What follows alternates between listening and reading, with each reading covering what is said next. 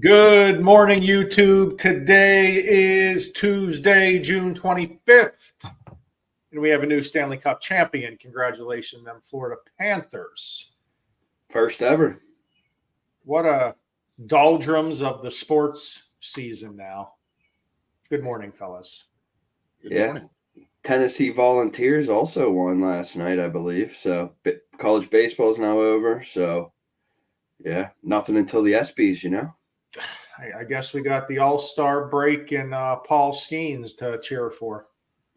I don't even get the Pirates, so I guess I won't be watching that. I don't get them either. I don't know what channel they're on. Mr. LaPera, what's going on today? Not much, man. Not much. No home improvements today, man. All business. I like that. Last couple days, I feel like you moved into the home repair business. Feels like that sometimes, and definitely felt like that the last couple of days. The beauty of home ownership. Well, it's not even home owners. I mean, yeah, I guess it is, but I'm a landlord with no rent, so yeah. I mean, I'm just fixing stuff, but hey, it's for my pops, so You must be doing all right. Most people would claim bankruptcy at that point. Not getting any rent. No, so the one thing people don't understand is you got to save some money, you know, and that's a great financial thing that people have to understand is, you know, you have to save and be realistic when it comes to spending. Also, little tidbit here, we'll go into this in another episode, but if you are purchasing a home for your parent and they can't necessarily afford the home on their own, you as a child can purchase that home as a primary residence and it not have to be an investment property. So little tidbit out there, you can purchase a home for a disabled child or an elderly parent as a primary residence without actually living in the property. Why you'd want to do that, of course, you can keep your down payment low and keep that interest rate lower. So if you love your parent like Anthony does and you're trying to buy him a property, just know it doesn't have to be an investment property in all cases. It's a great role right there. That's deep into the guides right there. Page 999. For sure. But that's not our topic today. Our topic today, continuing on the changes coming in August, is to figure out what the heck is this seller assistance, why it's the best tool for buyers to keep their costs low, and how agents should utilize it, because in the last few years, because it's been such a seller's market, there hasn't been as much seller assistance, or maybe because of multiple offers, agents have been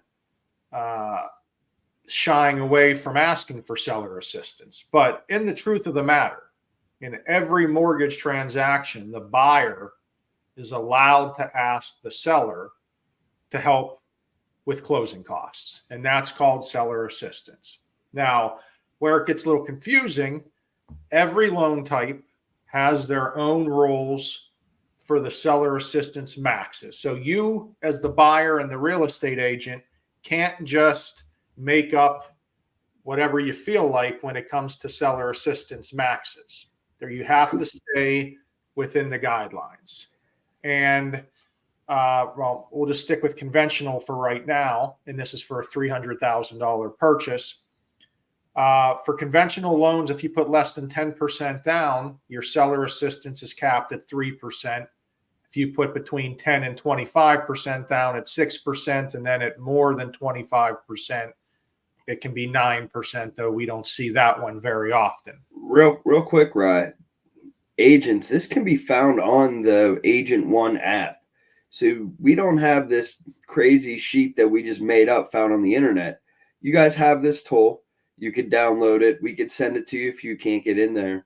But this is a tool that you guys should be using. It is on the Agent One app, and it gives you the maxes right in there. So I just wanted to throw that out there where they can find us again. Yeah, and that's a great shout out there, Tommy Plug God, we call him. So what we do with this sheet is you can see how much seller assistance you can ask for.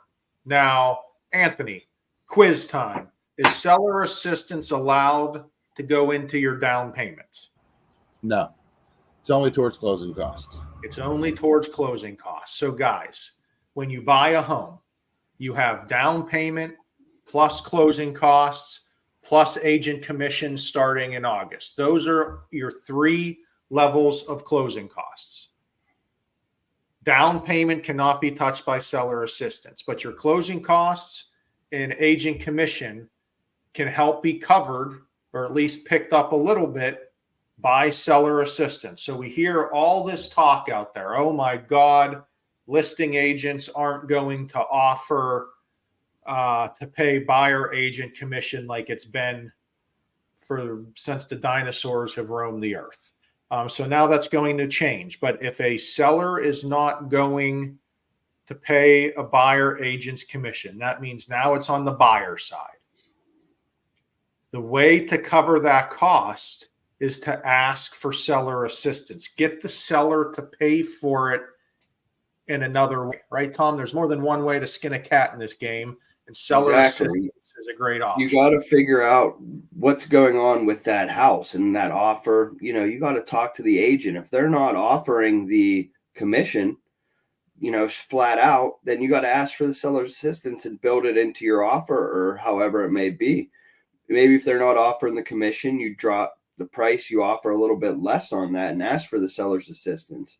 But then you're always competing and you're always trying to negotiate because the other agent next to you may be putting in a full price without the seller's assistance because that buyer can afford the agent commission. So it's all a game. You got to know what your buyer can afford and what your buyer can do, as well as put your best foot forward for your offer. So it's going to be a little bit more than just slapping some numbers on a piece of paper. We're going to have to think about this. We're going to have to put good quality offers in, not just the highest offer. I know me and you talked about it a little bit yesterday. It's no longer highest and best. It's highest or best. So the highest offer is not always the best. So we need to structure that in a way with the seller's assistance, as well as people paying commission, the buyers that can't afford it. So this is ultimately a tool to help you negotiate and help you win deals. And if you look at the third column down there, those 3 beautiful letters FHA are sitting there. The biggest difference between a conventional loan and an FHA loan is the seller assistance max on minimum down.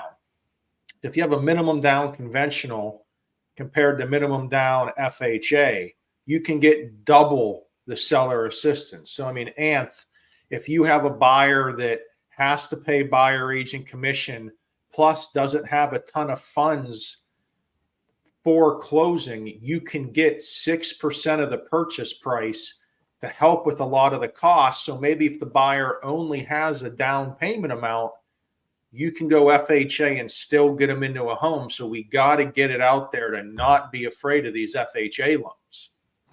Yeah, I mean, they're great programs. They really are. And a lot of people shied away from them because of the small minor repairs based on the appraisal. But, you know, with everything coming down the pike, you know, for the NAR settlement and things like that, I mean, it's obvious they don't want shared commission anymore. But you don't need it. You can do the seller's assistance.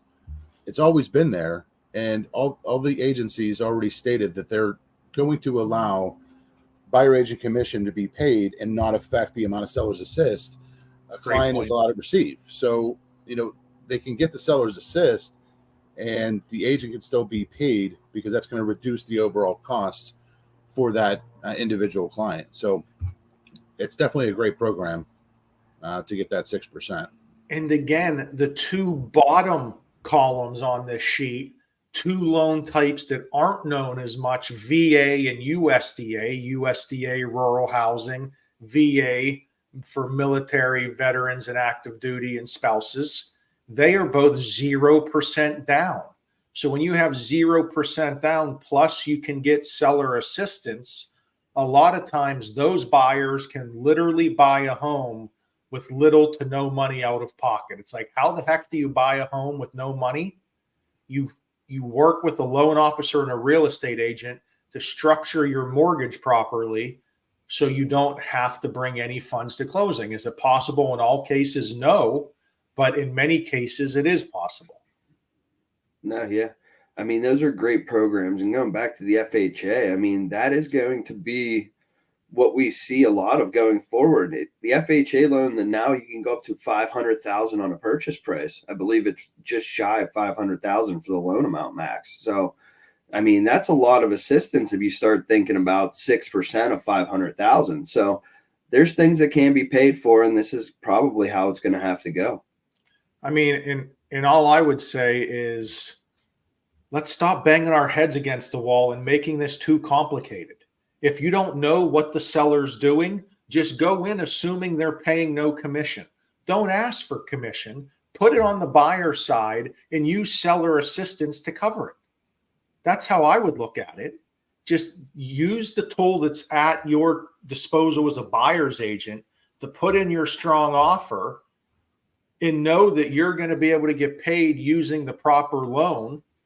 And you don't have to worry. Then if the seller assistance can be cut, if the seller says, hey, actually, I'll do this, let's do 3% seller assistance instead of 6%, whatever it may be, then we're in the negotiation stage and the agents can go balls to the wall and get that negotiated for their buyer.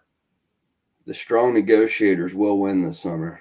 Yes, if you're a strong negotiator, you should be licking your chops because business just got real fun for you.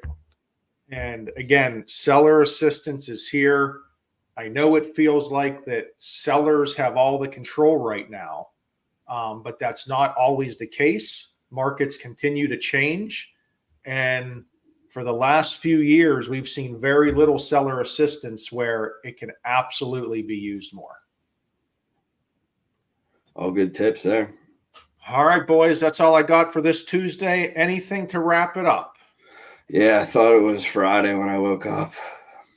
No, just hit the golf course for a couple days and then boom, Friday's here. Ant, go do a cannonball. No, that water's cold right now. Okay. Maybe one episode by the end of the summer, we'll get Cannonball Anthony. Like making more views. That'd be funny.